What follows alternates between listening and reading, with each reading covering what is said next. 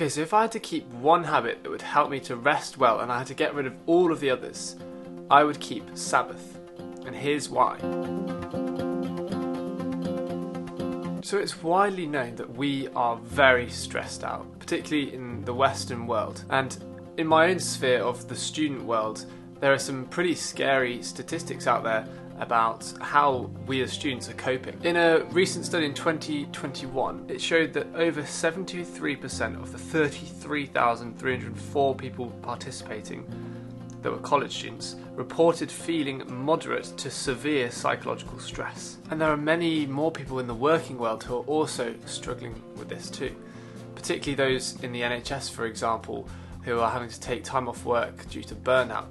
And also in the UK, look no further than the strikes. I'm definitely not saying that rest is the absolute answer to all these things, but I certainly think it is a very important aspect that we cannot afford to have less of during these difficult times. So what on earth is Sabbath, and why on earth has it got anything to do with all this stuff? Well, traditionally, obviously, Sabbath is a Jewish tradition that would go from Friday evening, 24 hours, to Saturday evening, where they would do absolutely no kind of work whatsoever. And this obviously originally was the traditional idea of Sabbath, and for many Jews nowadays it still is. But Sabbath has also been obviously adopted by loads of Christians, but also by a lot of the secular world too. Now, the way I would see it, and many other Christians would see it, is that it is a day for actively fending off the working world and to focus on being rather than doing. There is a classic quote from the Dalai Lama that I will put up here, which says, "We are human beings, not human doings." So I use Sundays as my Sabbath,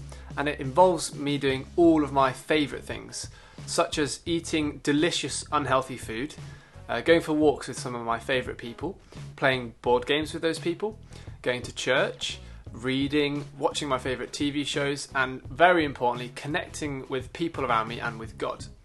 And I used to also take my phone completely out of the equation and turn it off the entire of my Sabbath. Now, I don't do that still, but I kind of wish I still did. But effectively, it's just an opportunity to disconnect from the hurry of the world and just enjoy the day. So why does it work? It's widely acknowledged and been proven countless times that your productivity does not continue to increase past a certain number of hours of work in the week. So a study by Stanford University by a professor called John Penn-Cavell, hoping I'm pronouncing that correctly, shows that productivity drops dramatically once employees start to work past 50 hours a week. And funny that, because 50 hours does equate pretty much to a 6-day work week.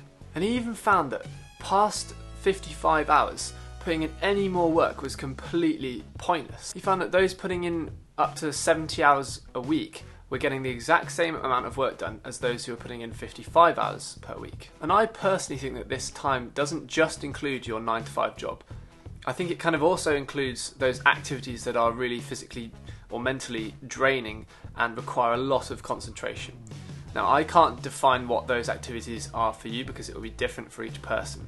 But what I can tell you is that my Sundays definitely do not include doing any kind of household chores. I leave those for the other 6 days of the week. So I really hope you're on board with this idea. And if you're sort of on the edge or think it could be interesting, why not try it out for 4 weeks? I mean, it then just gives you an excuse to do no work for the next 4 weeks. And you might even find that it massively, massively benefits your work during the week as well. And even if you're a university student like me, where you can do your work pretty much at any time, it doesn't matter really when you do it, and there's less separation, I still would really encourage you to try this out and not work on one of those days during the week. It doesn't have to be a Sunday, it can be any day. But just give it a go and see what happens. So the next question, if you're here with me this far, is how do you do it well? So firstly, ask yourself this question. Let's just do a little thought experiment. If you didn't have to do any kind of work or chores or anything tomorrow, what would be the first thing that would come to your mind that you'd really actively want to do? Maybe it's something like playing games, maybe it's meeting up with your friends, going for a run. For me, it would involve things like spike ball, seeing my friends, going for walks, eating lots of nice food, definitely, and maybe watching a film. And if you're really serious about trying this, and maybe I should give this a go again, but maybe even turn off your phone for the entire of that day too. So one key thing I have learned about Sabbath over the past couple of years is that you can't just let it hit you out of the blue. You have to prepare for it. So think of it like you're about to go on holiday for 2 weeks. You know, you need to get those last little bits of washing done, do a tiny bit more of that washing up, maybe a bit of hoovering, send those last minute emails. You might even find it helpful to prepare your food in advance, maybe just get a frozen pizza. Because that can then relieve any of that stress on the day, particularly if you don't like cooking. I love cooking, so I'm happy to cook on the Sabbath. Another great idea is what my fiance loves to do, which is having pancakes for breakfast on the morning of the Sabbath, because that is just a joyful way to start the day with pancakes, Nutella, chocolate sauce, just lots of good stuff. So maybe that's a good idea, and maybe you could come up with something else similar, maybe waffles. So as I bring this to a close, I just wanted to say that obviously Sabbath can traditionally be seen as something that is more restrictive, where you can't do this, you can't do that, you shouldn't be doing that. And well, what I'd say is really you don't have to do anything, at least that's what I think, but what's the harm of trying it out, you know? If it can help you as much as I'm saying, then it's at least worth a try. And if you're watching this and you are feeling a bit skeptical, maybe you've got a family, kids, a dog, and you're like, how on earth can I have a day that's fully restful for myself? Well, obviously I'm not the right person to tell you how to do that, but what I can tell you is that there are countless other families and parents who have made it work.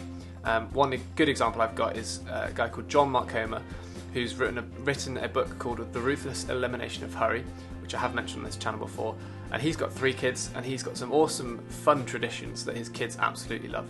So maybe it would be worth checking out what he has to say about it. He's got a whole chapter in that book about Sabbath. So anyway, thank you so much for watching if you've made it this far. I really hope it's inspired you to maybe start doing Sabbath for yourself.